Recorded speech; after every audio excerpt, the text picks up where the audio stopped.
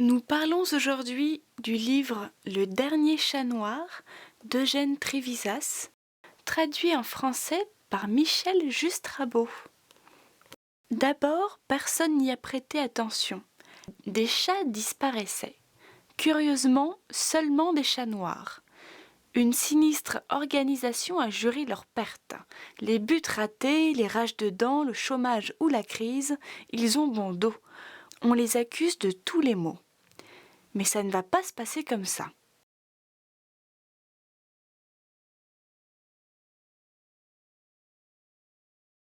Pourquoi traduire Eugène Trévisas? Par mes études, qui ont été essentiellement à l'université, je n'ai pas entendu du tout parler de cet auteur-là. C'est très récemment, par l'interview d'un autre auteur que j'ai traduit, que j'ai entendu parler de ce titre, Le dernier chat noir, qui m'a intriguée. Parce qu'il s'adresse à un double public d'adultes et de jeunes sur un thème fort, le racisme. Pourquoi choisir de traduire Le dernier chat noir? Le livre est très déboussolant. Au départ, on a l'impression d'un roman d'amour entre une chatte angora blanche et un chat de gouttière noir.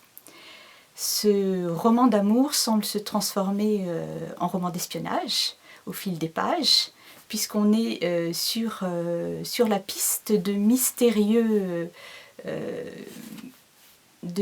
bandits qui décident d'éliminer de l'île où se passe cette histoire tous les chats noirs, curieusement.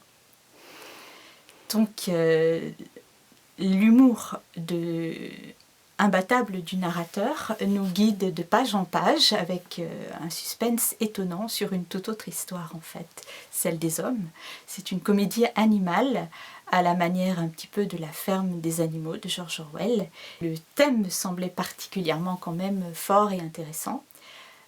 C'est vrai que les petites boutades, les petites remarques amusantes peuvent se transformer en choses beaucoup plus graves. Et c'est ce que montre de façon maligne le livre.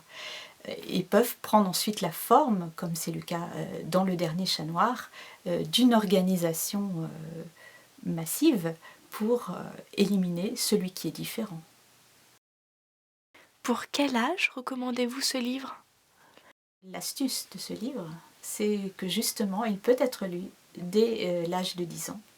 Et que dès l'âge de 10 ans, les lecteurs peuvent comprendre tous ces mécanismes qui sont à l'œuvre et qui sont capables de grands dégâts, justement. J'ai pu lire un critique dire que c'était un véritable ascenseur émotionnel. C'est vrai qu'on passe de scènes très tendres à des scènes absolument cruelles et qui sont particulièrement insupportables pour les âmes sensibles. C'est pour ça en particulier que ce livre, Le dernier chat noir, il n'est pas recommandé de l'étudier avant 10 ans. Ce livre pourrait tout à fait être envisagé comme une alternative à la lecture de La ferme des animaux de George Orwell, et avec une écriture très actuelle, c'est un livre qui permet de faire passer des messages importants et graves. Peut-on voir un parallèle entre la Deuxième Guerre mondiale et les persécutions des chats dans le livre Le dernier chat noir? Le parallèle avec la Seconde Guerre mondiale est évident, même si toujours ceci reste allusif. On a ces noyades au hammam qui font penser bien sûr au camp de concentration, mais toute l'habileté de l'auteur est là, c'est que ce génocide qui s'organise n'est pas seulement celui de cette époque-là. Le livre n'est pas marqué ni temporellement ni géographiquement, et c'est toute l'astuce de ce livre-là qui a plusieurs significations possibles et plusieurs clés de lecture possibles.